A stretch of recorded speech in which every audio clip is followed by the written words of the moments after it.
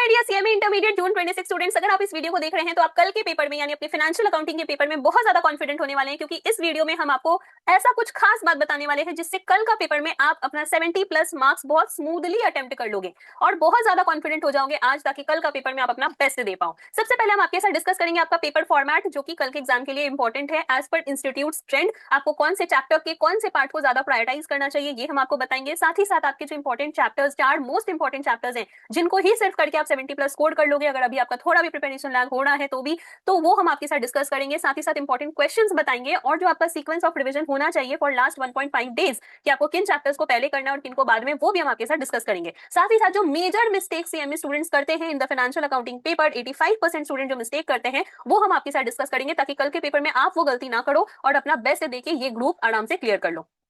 इसके साथ हम आपको वो बताने वाले हैं जो कि मेजर डाउट रहता है मैक्सिमम स्टूडेंट्स का, कि आपने अगर पार्टनरशिप चैप्टर अच्छे से नहीं किया हुआ है, जो कि एक हाई वेटेज चैप्टर है आपके सिलेबस का, तो आपको क्या करना चाहिए, आपको अल्टरनेटिवली कौन सा क्वेश्चन अटेम्प्ट करना चाहिए एंड साथ ही साथ कौन सा चैप्टर को प्रायोरिटाइज करना चाहिए, ताकि आपका जो ये पार्टनरशिप नहीं करने का जो मार्क्स है वो कॉम्पनसेट हो जाए और आप सफिशिएंट मार्क्स स्कोर कर लो। इसका सोल्यूशन भी हम आपको इसी वीडियो में बताने वाले हैं। सो विदाउट वेस्टिंग टाइम शुरू करते हैं और सबसे पहले हम आपके साथ पेपर फॉर्मेट डिस्कस करेंगे। अगर आपको ये पीडीएफ फॉर्मेट में चाहिए हो तो आप मेरे को इसी वीडियो के डिस्क्रिप्शन में आपको दिखेगा हमारा टेलीग्राम चैनल का लिंक, आप उस पर क्लिक करके हमारा टेलीग्राम चैनल ज्वाइन कर लेना और वहां से ये पीडीएफ डाउनलोड कर लेना। या अगर आपको कोई भी लिंक ढूंढने में इशू हो तो आप मुझे व्हाट्सएप कर सकते हो on the WhatsApp number 8017506379।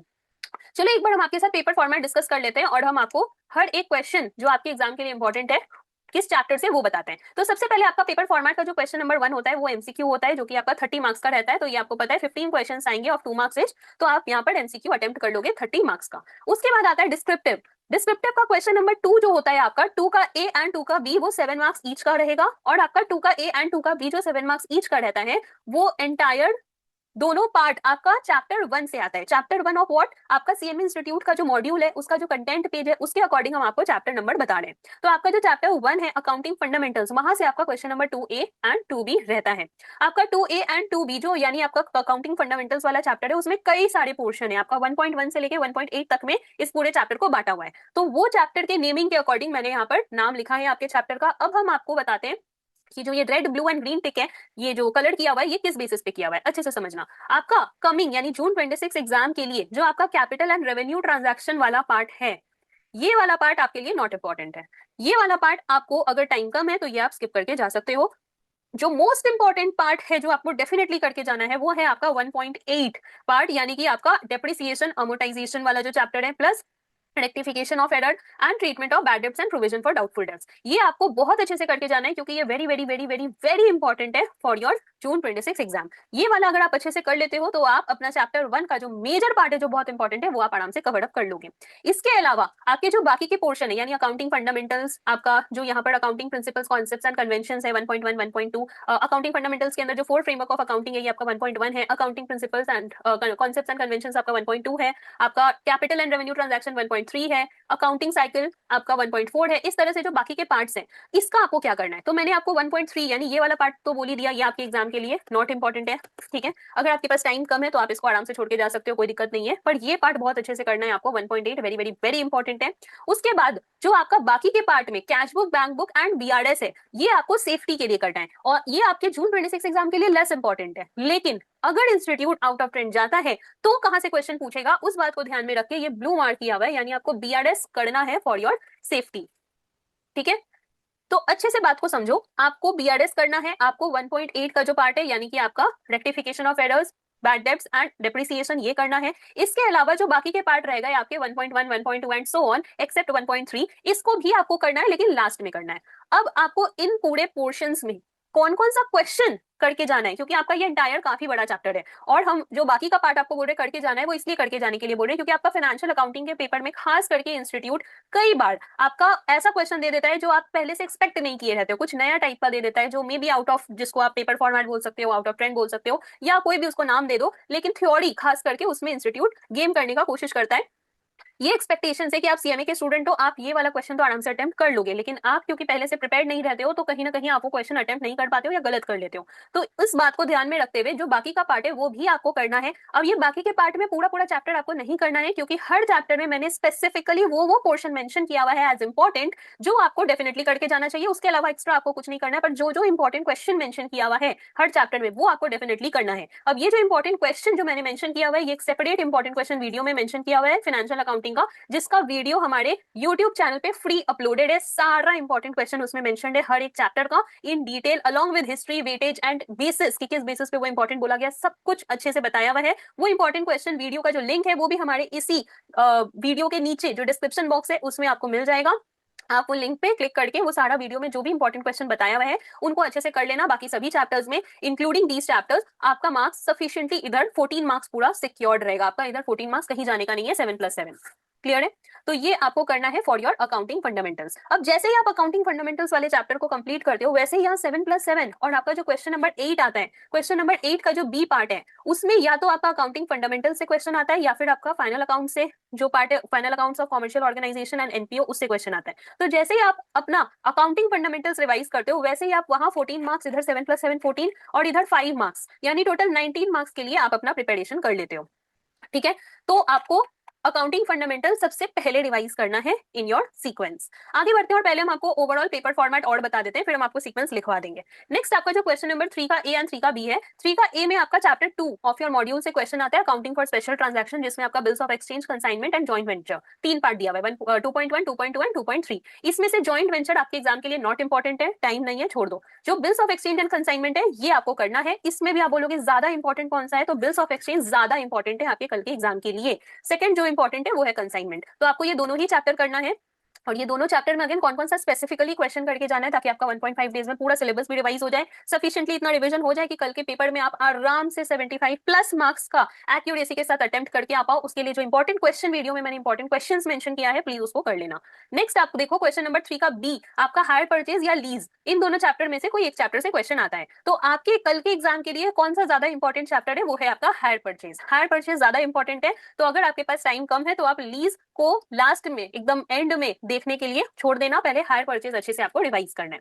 Next आगे बढ़ते हैं और चलते हैं क्वेश्चन 4 जो आपका रहेगा। अब देखो क्वेश्चन 4 में लास्ट जो पेपर फॉर्मेट रिसेंट में आया हुआ है, वैसे तो ये जो पेपर फॉर्मेट हम आपको प्रेजेंट कर रहे हैं इसका एनालिसिस किया हुआ है from June 17 to last exam December 25 जो हुआ है तब तक का पूरा एनालिसिस है। लेकिन खास करके आपके पेपर फॉर्मेट पे ध्यान रखना पड़ता है लास्ट 3-4 अटेम्प्ट का पेपर। तो आपका जब से पेपर फॉर्मेट चेंज हुआ था December 23 से, तब से खास करके पेपर फॉर्मेट पे एनालिसिस किया हुआ है। लेकिन लास्ट जो 2 एग्जाम हुए हैं उसको ध्यान में रखते हुए हम आपको बता रहे हैं कि आपका क्वेश्चन नंबर 4 पहले क्या था, 14 मार्क्स का एक क्वेश्चन आता था, लेकिन अब इसको इंस्टीट्यूट ब्रेक करके 7+7 में पूछ रहा है। क्लियर है। तो पहले स्टूडेंट्स प्रिपेयर करके जाते थे एक बड़ा क्वेश्चन फॉर 14 मार्क्स, लेकिन लास्ट 2 अटेम्प्ट से आपका उसी बड़े क्वेश्चन को 2 पार्ट में, 2 अलग अलग छोटा छोटा पार्ट, मतलब फ्यू एंट्रीज उठा के वहां से क्वेश्चन पूछ लेता है। तो आपको 7+7 के माइंडसेट से भी प्रिपेयर करके जाना है और वर्स्ट केस 14 मार्क्स के लिए भी प्रिपेयर करके जाना है। अगेन दोनों को ध्यान में रखते हुए कि अगर 7 मार्क्स का क्वेश्चन आएगा तो कौन कौन से एंट्रीज एंड एडजस्टमेंट्स आपको पता होने चाहिए, अगर 14 मार्क्स का क्वेश्चन आएगा तो किस टाइप का क्वेश्चन आपको प्रिपेयर करके जाना चाहिए, वो भी इंपॉर्टेंट क्वेश्चन वीडियो में मेंशन किया हुआ है इन डिटेल, यूट्यूब पे डाला हुआ है, फ्री है आपके लिए, उसका फायदा उठाओ। जो जो क्वेश्चन मेंशन है अभी उनको अच्छे से रिवाइज करो, बहुत जल्दी आपका पूरा चैप्टर भी रिवाइज हो जाएगा, उतना पोर्शन भी रिवाइज हो जाएगा जो आपको डेफिनेटली कल के लिए करके जाना है। तो आपको ये क्वेश्चन 4 जो है ये शॉर्ट आपको रिवाइज करना है, क्योंकि ये वाला पार्ट से इजी क्वेश्चन आते हैं, ऐसा कोई टफ लेवल क्वेश्चन नहीं आता है। और साथ ही साथ ये वाला वो चैप्टर है जो एक अगेन हाई वेटेज चैप्टर है। अगर आप ये क्वेश्चन 4 के लिए final accounts commercial organisation and final accounts for commercial organisation NPO and incomplete records prepare कर लेते हो, तो इधर आपका 14 मार्क्स प्लस आपका जो क्वेश्चन नंबर 8 है, 8 का बी में जो आपका चांस है कॉमर्शियल ऑर्गेनाइजेशन और एनपीओ से क्वेश्चन आने का, ये भी 5 मार्क्स आप सिक्योर हो जाओगे। तो आपका जो यहाँ पर 2 चैप्टर से क्वेश्चन आता है जनरली, क्वेश्चन नंबर 8 बी में accounting fundamentals and final accounts, ये 2 चैप्टर करते ही आपका ये क्वेश्चन 8 का बी भी सिक्योर हो जाएगा कि आप ये अटेम्प्ट कर लोगे। नेक्स्ट आता है आपका मोस्ट फेवरेट चैप्टर, ठीक है, अब इसको सरकाज़म समझो या जो भी समझो, क्वेश्चन नंबर 5 आपका पार्टनरशिप से पूछता है, one of the most important and favourite chapters of student. तो पार्टनरशिप अकाउंटिंग में अगेन बहुत सारा पार्ट है, एडमिशन ऑफ पार्टनर है, रिटायरमेंट है, डेथ है, जेएलपी है, डिसोल्यूशन है, कन्वर्जन है और लास्ट में एलएलपी के ऊपर भी है। तो अब ये इंटायर पार्ट में से कौन कौन सा पार्ट आप आराम से कल के लिए छोड़ के जा सकते हो, वो है आपका अकाउंटिंग ऑफ एलएलपी। यहाँ से जनरली क्वेश्चन नहीं पूछता है इंस्टीट्यूट, तो इसको स्किप करो। और दूसरा एडमिशन ऑफ पार्टनरशिप भी कल के एग्जाम के लिए नॉट इंपॉर्टेंट है as per CMA institute trend. आपका कल के एग्जाम के लिए जो मोस्ट इंपॉर्टेंट पार्ट है वो है retirement. Retirement is very very very very very important for tomorrow's exam. उसके बाद आपका जो बाकी का पोर्शन है उसमें डिसोल्यूशन ऑफ पार्टनरशिप यानी piecemeal is again important, amalgamation is important, conversion of जो आपका कन्वर्जन वाला पार्ट है वो भी बहुत ज्यादा इंपॉर्टेंट है। तो आफ्टर डूइंग रिटायरमेंट ये 3 आप कर लेना। उसके बाद करना है आपको डेथ ऑफ पार्टनर और जॉइंट लाइफ पॉलिसी वाला क्वेश्चन जो मेंशन किया हुआ है। इस वे में आपको रिवाइज करना है पार्टनरशिप चैप्टर। जब आप पार्टनरशिप चैप्टर रिवाइज करना शुरू करोगे तो सबसे पहले रिटायरमेंट रिवाइज करना है, उसके बाद डिसोल्यूशन करना है, फिर आपको अमलगमेशन करना है, कन्वर्जन करना है और उसके बाद आपको करना है आपका death of partner and JLP. I hope ये सीक्वेंस आपको क्लियर है जब आप पार्टनरशिप रिवाइज करना शुरू करोगे। नेक्स्ट आगे बढ़ते हैं और चलते हैं आपके क्वेश्चन नंबर 6A की तरफ, जो कि है आपका जहां से या तो ब्रांच पे क्वेश्चन आता है या डिपार्टमेंट पे क्वेश्चन आता है। अब पुराने जो आपके ओल्ड सिलेबस का ट्रेंड रहा है वो ऐसा रहा है कि एक अटेम्प्ट में ब्रांच तो दूसरे अटेम्प्ट में डिपार्टमेंटल आता था। लेकिन जब से आपका लास्ट 4-5 अटेम्प्ट का जो पेपर फॉर्मेट है, जब से न्यू सिलेबस आया है, तब से खाली ब्रांच ही पूछ रहा है, इंस्टीट्यूट डिपार्टमेंट के ऊपर क्वेश्चन पूछ ही नहीं रहा है। लेकिन मैंने डिपार्टमेंट के ऊपर भी सेफ्टी के लिए कुछ क्वेश्चंस मेंशन किया है, क्योंकि अगर न्यू सिलेबस में कभी नहीं पूछा इसका मतलब ये नहीं होता है कि कभी पूछेगा ही नहीं, ऐसा नहीं होता है। किसी भी अटेम्प्ट में आपको सरप्राइज दे देगा इंस्टीट्यूट 7 मार्क्स का क्वेश्चन पूछ के, तो आप सेफ्टी के लिए प्रिपेयर्ड रहो। इसीलिए हम डिपार्टमेंट पे भी आपको क्वेश्चन दिए हुए हैं। लेकिन अगेन अगर सेम ओल्ड पैटर्न कंटिन्यू होता है, ओल्ड पैटर्न मतलब लास्ट 3-4 अटेम्प्ट का जो पैटर्न है वो कंटिन्यू होता है, तो ब्रांच पे ही आपको 7 मार्क्स का क्वेश्चन देखने को मिलेगा। तो सबसे पहले आपको इस वाले पार्ट में ब्रांच रिवाइज करना है और उसके बाद डिपार्टमेंटल भी रिवाइज करना है। जितना क्वेश्चन इंपॉर्टेंट में मेंशन किए हैं वो करना, लेकिन उनको करना, ठीक है।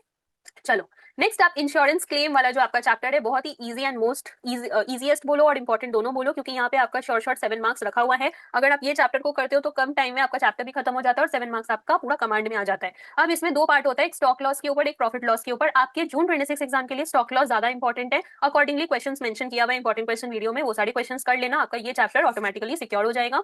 ज्यादा इंपॉर्टेंट अगर बोलोगे इन दोनों में क्या है, तो वो आपका स्टॉक लॉस के ऊपर क्वेश्चन आने का ज्यादा चांसेस है कल के पेपर में। नेक्स्ट बढ़ते हैं अकाउंटिंग स्टैंडर्ड्स के ऊपर। तो आपका जो अकाउंटिंग स्टैंडर्ड्स है, देखो यहाँ से 7+7 2 क्वेश्चन तो आपका क्वेश्चन नंबर 7 में आता ही है, और क्वेश्चन नंबर 8 का जो ए है, यहाँ 5 मार्क्स का क्वेश्चन भी अकाउंटिंग स्टैंडर्ड के ऊपर आता है। तो जैसे ही आप अकाउंटिंग स्टैंडर्ड्स अपना प्रिपेयर करते हो, वैसे आप 7+7+5 यानी टोटल 19 मार्क्स के लिए प्रिपेयर हो जाते हो, और क्वेश्चन नंबर 7 एंड 8 दोनों आप अटेम्प्ट करने के लिए एलिजिबल हो जाते हो। तो इन दिस केस आपको कौन कौन सा अकाउंटिंग स्टैंडर्ड्स प्रायोरिटी पे करना है, तो देखो आपका जो एंटायर अकाउंटिंग स्टैंडर्ड्स है उससे भी मैंने सिलेक्टिव क्वेश्चंस आपको दे रखा है, करना वो सारा क्वेश्चन है। बट अगर हम आपको very very very important as बताएं, तो आउट ऑफ 6 एएस आपका as 11, as 12, as 16 and as 22 ज्यादा इंपॉर्टेंट है। लेस इंपॉर्टेंट एएस है एएस 10। अगर इन एएस को छोड़ के इंस्टीट्यूट को मन किया कुछ देने का, तो वो एएस 10 दे सकता है। एएस 1 आपके लिए नॉट इंपॉर्टेंट है कमिंग एग्जाम के लिए, जून 26 एग्जाम के लिए। तो आई होप आपको जो है वो अकाउंटिंग स्टैंडर्ड्स वाली बात क्लियर है। आपको अकाउंटिंग स्टैंडर्ड्स रिवाइज करते ही 19 मार्क्स का रिवीजन आपका हो जाता है। तो आपको अकाउंटिंग स्टैंडर्ड्स रिवाइज करना है, पहले इन जो एएस है इन पे ध्यान देना, उसके बाद एएस 10 रिवाइज कर लेना, ठीक है। चलो तो ये आपका यहाँ तक होता है क्वेश्चन नंबर 7 तक। अब क्वेश्चन नंबर 8 का जो हम आपको ऑलरेडी थोड़ा थोड़ा पहले भी बता रहे थे, 8 का ए आपका 5 मार्क्स का आएगा, 8 का बी 5 मार्क्स का आएगा और 8 का सी आपका 4 मार्क्स का आएगा।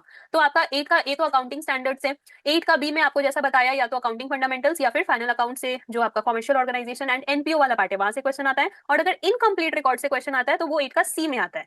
और पार्टनरशिप अकाउंटिंग से एक क्वेश्चन आपका 8 का सी रहेगा, यानी 8 का सी में या तो पार्टनरशिप से रहेगा या फिर इनकम्प्लीट रिकॉर्ड से रहेगा। तो जैसे ही आप अपना पार्टनरशिप रिवाइज करते हो, अकाउंटिंग स्टैंडर्ड्स रिवाइज करते हो, और चैप्टर 3 ऑफ योर मॉड्यूल जिसमें फाइनल अकाउंट्स दिया हुआ है for commercial organisation NPO and incomplete record, तो आप यहाँ पर कौन कौन सा क्वेश्चन अटेम्प्ट करने के लिए रेडी हो जाते हो। इन शॉर्ट आप अपना क्वेश्चन नंबर 8 अटेम्प्ट करने के लिए रेडी हो जाते हो। 8 आप आराम से अटेम्प्ट कर लोगे, 7 आप कर लोगे क्योंकि अकाउंटिंग स्टैंडर्ड्स आपने कर लिया है, फाइनल अकाउंट्स आपने कर लिया है तो क्वेश्चन 4 आप अटेम्प्ट कर लोगे, और पार्टनरशिप आपने कर लिया है तो आप यहाँ पर अपना क्वेश्चन 5 भी अटेम्प्ट कर लोगे। तो ध्यान दो, आपको जैसे ही अकाउंटिंग स्टैंडर्ड्स, फाइनल अकाउंट्स और आपका पार्टनरशिप करते हो तो इन क्वेश्चंस को तो आप अटेम्प्ट कर लोगे। चैप्टर 1 जैसे ही आपने रिवाइज किया तो अगेन 8 का जो रिस्क है 2 चैप्टर में से कोई एक आने का, वो रिस्क मिटिगेट हो जाता है। चैप्टर 1 आपका किया हुआ है तो क्वेश्चन 8 तो आप अटेम्प्ट कर ही रहे हो, साथ ही साथ आपका यहाँ क्वेश्चन नंबर 2 भी आप अटेम्प्ट कर लेते हो। तो आपको 2 क्वेश्चन ऑप्शन में छोड़ना रहता है। अगर आपने पार्टनरशिप अच्छे से किया हुआ है, जितना मैंने मेंशन इंपॉर्टेंट क्वेश्चन है वो अच्छे से किया हुआ है, तो आपका यहाँ पे क्वेश्चन 2, 4, 5, 7 एंड 8 ये तो आप आराम से अटेम्प्ट कर लेते हो। बचा आपका question number 6 and question number 3। तो ये उनके लिए है जो पार्टनरशिप अच्छे से नहीं करके जा रहे हैं या किसी भी वजह से पार्टनरशिप का प्रिपरेशन उनका लैग हो रहा है, उनके सेफ्टी के लिए है question number 3 and question number 6। तो देखो आपका पार्टनरशिप से टोटल एंटायर पेपर में आपका 18 मार्क्स का क्वेश्चन आ रहा था, क्वेश्चन 5 में 14 मार्क्स और क्वेश्चन नंबर 8 में आपका इधर 4 मार्क्स, टोटल 18 मार्क्स का क्वेश्चन आपका यहाँ से आ रहा था। तो इस 18 मार्क्स को अगर आपको पाना है कोई दूसरे चैप्टर करके, तो आपको सबसे पहले ध्यान देना चाहिए आपका क्वेश्चन नंबर 6 में। आपका 6 का भी इंश्योरेंस क्लेम है, बहुत इजीली आप इसको सही अटेम्प्ट करके आ जाओगे। इसको किसी भी तरह से ये 7 मार्क्स जाने नहीं देना है, इस पे वर्क करो, 7 मार्क्स उठा के लाओ, ये 7 मार्क्स आपको अपने पॉकेट में रखना है। और उसके बाद आता है आपका ब्रांच और डिपार्टमेंट में, जैसे हम बोले पहले ब्रांच रिवाइज करना, लास्ट में at the end of completing entire chapter फिर डिपार्टमेंट करना है। तो आपका ये क्वेश्चन नंबर 6 आपके लिए बन गया, आप ये अटेम्प्ट कर सकते हो। और उसके बाद ये कर सकते नहीं करोगे, क्योंकि अगर ये छोड़ोगे तो आपको क्वेश्चन 6 अटेम्प्ट करना है। और उसके बाद क्वेश्चन नंबर 3 पे आपको ध्यान देना है, जहां पर जॉइंट वेंचर आपको नहीं करना है, बिल्स ऑफ एक्सचेंज कंसाइनमेंट कर लेना और हायर परचेज तो शॉर्ट कर लेना। फिर लास्ट में जब डिपार्टमेंट वाला करना शुरू करोगे तभी आपको लीज को भी डिपार्टमेंट के साथ ही रखना है, डिपार्टमेंट और लीज फिर फटाफट रिवाइज करके आगे बढ़ना है। तो जो पार्टनरशिप नहीं करके जा रहे हैं वो लोग के लिए question 2, 3, 4 and 6 and accounting standard question 7, इधर ये ऑप्शन आपके लिए बनता है। तो I hope you are clear with alternative options that you can attempt, along with आपको किस बेसिस पे हर एक चैप्टर में आपको किस किस पार्ट को पहले रिवाइज करना है ये भी आप क्लियर हो। अब हम चैप्टर वाइज सीक्वेंस बताते हैं कि आपको किस चैप्टर को पहले और किस चैप्टर को बाद में रिवाइज करना है। तो सबसे पहले आपको अपना रिविजन शुरू करना है आपका चैप्टर 1 से। सबसे पहले आप चैप्टर 1 रिवाइज करोगे, जो कि आपका वेरी इंपॉर्टेंट और ईजी चैप्टर है। उसके बाद आप रिवाइज करोगे अपना चैप्टर 2, उसके बाद आप रिवाइज करोगे अपना चैप्टर जो कि है आपका हायर परचेज, देन आपको रिवाइज करना है आपका इंश्योरेंस क्लेम। इधर छोटे छोटे चैप्टर्स करते ही आपका यहाँ पर 14 मार्क्स, यहाँ का 7 मार्क्स, यहाँ का 7 मार्क्स और यहाँ का 7 मार्क्स आपका ग्रैब होते जाएगा। तो जैसे ही आप अभी प्रिपेयर करते हो और एग्जाम में अटेम्प्ट करते हो तो वो छोटे छोटे क्वेश्चंस को करने में भी कम टाइम लगता है और आपका इधर 7 मार्क्स पूरा सिक्योर होते जाते हैं। तो रिवाइज भी आपको ऐसे ही करना है। उसके बाद आपको करना है आपका एक हैवी चैप्टर, जो एक हाई वेटेज चैप्टर है, जो कि है फाइनल अकाउंट्स, ये आपको रिवाइज करना है। उसके बाद आपको सारे एएस रिवाइज करने हैं, अकाउंटिंग स्टैंडर्ड सारे रिवाइज करने हैं। नेक्स्ट आपको उसके बाद करना है आपका पार्टनरशिप, जितने इंपॉर्टेंट क्वेश्चन मेंशन है प्लीज वो कर लेना, पार्टनरशिप करना है। उसके बाद आपको करना है आपका चैप्टर 1 का जो रिमेनिंग पार्ट है, जो सीक्वेंस हम आपको बताए अभी हर एक चैप्टर में कौन सा पहले कौन सा बाद में करना है, यहां से यहां तक आपको पहले जो जो बोले हैं शॉर्ट शॉर्ट करने वो करने हैं। उसके बाद आपको जो बचा हुआ चैप्टर 1 का जो रिमेनिंग पार्ट है वो रिवाइज करना है, जैसे आपका 1.1, 1.2 जो जहां जहां से थ्योरी बताया हुआ है, ताकि अगर गेम कर दे इंस्टीट्यूट तो भी आप आराम से वहां पे मार्क्स स्कोर करके आओ। ये वाला जो पार्ट है ये आपको करना है। और फिर जो आपके बच गए, जैसे आपके लीज बच गए, लीज करना है। उसके बाद आपका यहाँ पर डिपार्टमेंट बच गया, डिपार्टमेंट करना है, तो इनको आपको लास्ट में करना है। क्लियर है? तो ऐसे आप अपना रिविजन शुरू कर दो। डिपार्टमेंट फिर पार्टनरशिप का जो आपको बताया, पार्टनरशिप का जो आपको रिमेनिंग पोर्शन है जो कि आपको बाद में करना है अपार्ट फ्रॉम वेरी इंपॉर्टेंट, वो करना है। क्लियर है? तो आप final accounts, accounting standard, insurance claim, hire purchase and chapter 2 ये पूरा ही फर्स्ट रिवीजन में खत्म कर लोगे, पूरा चैप्टर, इसमें कुछ है ही नहीं ऐसा छोड़ने का। हाँ, जॉइंट वेंचर बोले नॉट इंपॉर्टेंट है तो वो तो करना ही नहीं है, बाकी सारा आपको ये पूरा खत्म कर लेना है। उसके बाद जो बच गए आपके चैप्टर 1 के जो पोर्शंस बच गए, आपके पार्टनरशिप के जो पोर्शंस बच गए, लीज बच गया, डिपार्टमेंटल बच गया, ये सब आपको लास्ट में रिवाइज करना है। क्लियर है? तो ये था आपका सीक्वेंस ऑफ रिविजन। अब आते हैं आपके जो इंपॉर्टेंट क्वेश्चन के वीडियो है, उसी में मैंने एमसीक्यू के बारे में भी बताया हुआ है आपको। जो आपका एमसीक्यूज है इसके लिए आपको क्या करना है, तो आपके मॉड्यूल के जितने एमसीक्यूज हैं वो करने हैं, जितना इंपॉर्टेंट क्वेश्चन मेंशन है वो तो करना ही है, ताकि उसमें से एमसीक्यू आए तो कवर्ड अप हो जाए, जिन कॉन्सेप्ट पे क्वेश्चन बनते हैं एमसीक्यूज बनते हैं। और साथ ही साथ लास्ट में आपका जो एमसीक्यू बुकलेट है डिसंबर 25 एंड ऑनवर्ड्स वाला सीएमए इंस्टीट्यूट का, वो भी आपको करना है। अगर आपके पास कोई भी मटेरियल नहीं है जो कि इंपॉर्टेंट क्वेश्चन में मेंशन है या एमसीक्यूज जहां से करने हैं वो मेंशन है, तो आपको इंपॉर्टेंट क्वेश्चन वीडियो में ही बताया हुआ है ड्राइव का लिंक के बारे में, तो आप मुझे व्हाट्सएप करना 8017506379 पे, आपको ड्राइव का लिंक शेयर हो जाएगा, उसमें सारे मटेरियल्स अपलोडेड है, आप वहां से डाउनलोड करके आराम से रिवाइज करो। और मेजर मिस्टेक्स जो आपको अवॉइड करने हैं प्लीज उसको अच्छे से सुन लो। देखो, आपका फाइनेंशियल अकाउंटिंग का एकमात्र ऐसा पेपर है आपके एंटायर ग्रुप 1 में जहां हम देखें मेजॉरिटी स्टूडेंट्स को डर रहता है, बाकी 3 पेपर में बिल्कुल डर नहीं रहता है, लेकिन 95% स्टूडेंट का जो क्वेरी आया है इतने सालों में हमारे पास, वो यही कॉमन क्वेरी आया है, फाइनेंशियल अकाउंटिंग को लेके टेंशन है, इस पेपर को कैसे हैंडल करें। तो आपको सबसे पहले तो अपना माइंड से ये नेगेटिव थॉट निकाल देना है कि आपका किसी भी वजह से पेपर टफ आएगा या कुछ ऐसा आएगा जो आप कर नहीं पाओगे, ये सब दिमाग से निकाल देना है, क्योंकि ये सब बेकार की बात है। कितना भी टफ आ जाए पेपर, आपका जिसको पास होना है वो पास होता ही है, जिसको रैंक लाना है वो लाता ही है।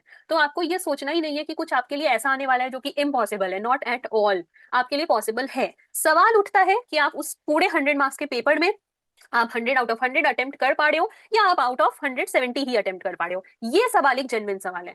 तो आपका यहाँ पर अच्छे से समझना, अगर आप सारे मेंशन इंपॉर्टेंट क्वेश्चन को कर लिए हो तो आप आराम से out of 100 marks paper 70 to 75 marks का पेपर तो आप स्मूथली अटेम्प्ट कर लोगे।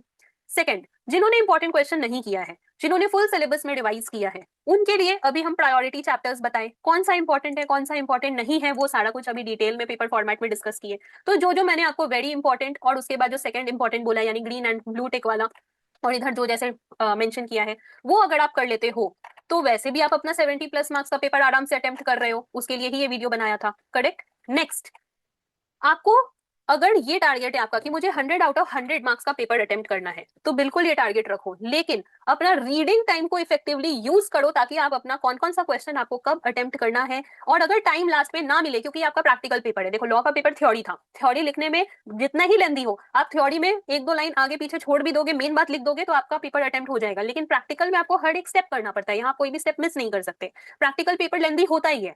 तो इसको लेके पहले से ही माइंडसेट ये नहीं रखना कि बहुत इजीली आप अपना 3 घंटा में पेपर लिखने के बाद एंजॉय कर रहे हो, नहीं, वो टाइम नहीं मिलेगा। इट इज वेरी ऑब्वियस कि आपका पेपर लेंदी आएगा, जो हमेशा ही आता है, हर अटेम्प्ट में आता है, इसको कोई स्पेशल अटेम्प्ट नहीं बोल सकते, वो आता है। लेकिन आपको क्या करना है उसमें, उस केस में आपको अपने 100 मार्क्स के पेपर में कम से कम 70 to 75 मार्क्स का पेपर सही अटेम्प्ट करना है। That is the main point. अगर आप 75% ऑफ द पेपर सही अटेम्प्ट करते हो, सही अटेम्प्ट करने का ये तो मतलब नहीं है कि आप आंसर आपको पता ही चल जाए, एग्जाम में आपको कौन आंसर बताएगा, वो तो आपके साथ कोई टीचर्स नहीं रहते, कोई फ्रेंड्स नहीं रहते, आप अकेले रहते हो, तो करेक्ट आंसर आया है कि नहीं वो आपको नहीं पता। पर जो आप अटेम्प्ट किए हो, जो स्टेप्स नोट किए हो, जो आप पढ़ के जा रहे हो, उसके बेसिस पे आप आंसर तक पहुंच गए, क्या जितने स्टेप्स तक आपने किए हैं वो सही किए हैं, तो आपके हिसाब से अगर वो सही है तो आप सफिशिएंटली 70-75 मार्क्स का पेपर अटेम्प्ट करते ही आप यहाँ सिक्योर हो जाते हो। तो जैसे ही आपने यहाँ सिक्योर हो गए, रिमेनिंग जो 15 to 25% पेपर है, उसमें वो चांस आ जाता है कि either you are able to attempt that और may be not able to attempt that due to various reason. Time factor हो सकता है, मे बी आपके दिमाग में क्लिक नहीं कर रहा है, मे बी मैच नहीं कर रहा है आपका बैलेंस शीट, कुछ भी हो सकता है, राइट। तो वो अदर फैक्टर्स को कंसिडर करके है वो 15 to 25 मार्क्स। अगर वो अटेम्प्ट होता है तो अच्छी बात है, नहीं होता है तो भी कोई बुरा बात नहीं है। बहुत सारे स्टूडेंट्स को लगता है हम 100% पेपर कर ही नहीं पाए, बहुत डिमोटिवेट हो गए हैं, अब कॉस्ट पढ़े कि टैक्स पढ़े या नहीं पढ़े, एग्जाम नहीं दे, क्या क्या सवाल करने लगते हो अपने आप से, वो सब बिल्कुल नहीं करना है। शांत दिमाग से रीडिंग टाइम को यूज करो बहुत इफेक्टिवली। रीडिंग टाइम आपके लिए 15 मिनट का कम पड़ने वाला है इस पेपर में, क्यों? क्योंकि प्रैक्टिकल सब्जेक्ट है, प्रैक्टिकल सब्जेक्ट में खास करके फाइनेंशियल अकाउंटिंग, कॉस्ट अकाउंटिंग, इन पेपर्स में रीडिंग टाइम आपका 15 मिनट इनफ नहीं होता है, मेरे हिसाब से तो नहीं होता है, क्योंकि सफिशिएंटली आपको ध्यान से क्वेश्चन पढ़ के देखना होता है, क्वेश्चन का डिमांड क्या है, और उसके अकॉर्डिंग आपको डिसाइड करना पड़ता है ये क्वेश्चन आप अटेम्प्ट करोगे या नहीं। तो प्लीज ये रीडिंग टाइम को इफेक्टिवली यूज करना। जो आपका 15 मिनट का रीडिंग टाइम है वो पूरा डिस्क्रिप्टिव में लगा देना टू डिसाइड कि आपको कौन सा क्वेश्चन अटेम्प्ट करना है कौन सा नहीं।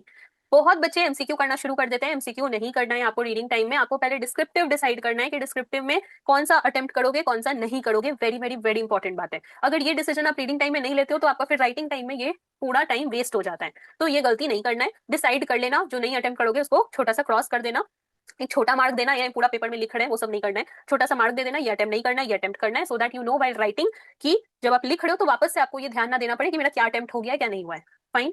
नेक्स्ट, आपको फर्स्ट जो आपका 50 मिनट्स होता है, फर्स्ट 50 मिनट्स वो आपको देना है अपने एमसीक्यू के लिए। अब ये 50 मिनट्स का कैलकुलेशन कैसे आया, देखो आपको 3 घंटे में यानी 180 मिनट में आपको 100 मार्क्स का पेपर अटेम्प्ट करना रहता है, करेक्ट। तो आपको जो 30 मार्क्स का पेपर है वो कितने मिनट में आपको अटेम्प्ट करना है, तो इट इज वेरी ऑब्वियस कि आपको 30 इंटू 1.8 यानी 54 मिनट्स आपको मिलता है, जिसमें आपको पूरा पेपर, पूरा एमसीक्यू, नॉट पूरा पेपर, पूरा एमसीक्यू अटेम्प्ट करना है। तो 54 मिनट्स हम ज्यादा बोल रहे हैं, मैक्सिमम कंसिडर कर रहे हैं, बीच में आपका थोड़ा बहुत ऐसा एमसीक्यू भी रहता है जो बहुत ईजी रहता है, जहाँ बहुत ज्यादा टाइम नहीं लगता है, तो आपको 50 मिनट्स में एमसीक्यूज करने।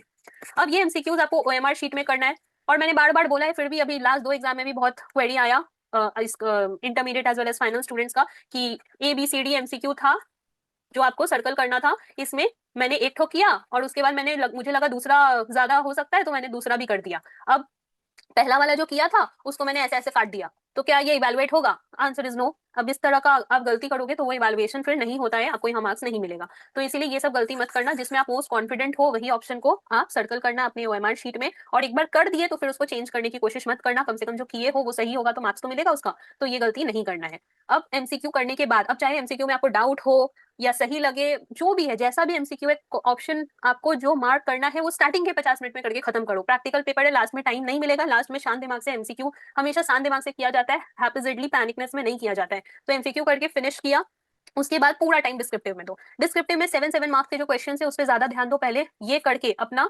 35% जो पेपर है वो अपना सिक्योर कर लो। जो 7 मार्क्स से क्वेश्चन होते हैं, छोटे छोटे क्वेश्चन होते हैं, कंपैरेटिवली टाइम कम लगता है as compare to your final accounts partnership, जो बड़े चैप्टर से क्वेश्चन आते हैं। तो यहाँ आपका मार्क्स सिक्योर हो गया, एमसीक्यूज सिक्योर हो गया। फिर हाथ लगाओ अपना बड़ा क्वेश्चन में, जो आपका फाइनल अकाउंट्स का क्वेश्चन है, पार्टनरशिप का क्वेश्चन है, बड़े बड़े क्वेश्चन है, क्वेश्चन 4 5 क्वेश्चन 3 है ना, एक मिनट रुको आपका, हाँ ये वाला क्वेश्चन, क्वेश्चन नंबर 4 एंड 5, ये वाले क्वेश्चन में उसके बाद आपको टाइम लेना है। क्लियर है? तो इस वे में आपको अपना पेपर अटेम्प्ट करना है, पैनिक नहीं होना है, शांति दिमाग से क्वेश्चन पढ़ना, सारा ही एंट्रीज आपको आता रहेगा, सारा ही एडजस्टमेंट्स आप कर चुके हो, पढ़ चुके हो। Be confident, right in exam with confidence. आपको अगर ये प्रैक्टिकल पेपर है, स्टेप मार्किंग मिलता है, अगर कोई एडजस्टमेंट में अटक गए, छोड़ दो, दूसरा एडजस्टमेंट करो, जितना कर सकते हो उतना खत्म करो। बहुत ज्यादा टाइम एक ही क्वेश्चन में वेस्ट मत करो कि अरे नहीं आ रहा है काटा फिर किया, फिर नहीं आ रहा है काटा फिर किया, इतना टाइम नहीं है, फिर आपका लास्ट में क्वेश्चन छूट जाएगा।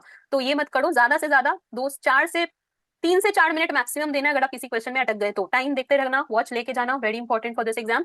और नहीं हो रहा है, जितना किया छोड़ के आगे बढ़ो। इस वे में आपको अपना पेपर अपीयर करना है, ताकि आप किसी भी वजह से वो सब गलती ना करो जो मैक्सिमम स्टूडेंट करके आते हैं इन एग्जाम। इन बातों को ध्यान रखना, अपना बेस्ट दो, and do let me know how your exam was. Important question video refer कर लेना, ताकि आप कम से कम इतने सफिशिएंट क्वेश्चन तो शॉर्ट कर ही लो, जिससे आपका एग्जाम बहुत अच्छे मार्क्स से क्लियर हो जाएगा। Just don't think about results now, let me know कि आपका एग्जाम कैसा गया, and then give your best in the next subject. All the best for your preparation and your exam guys.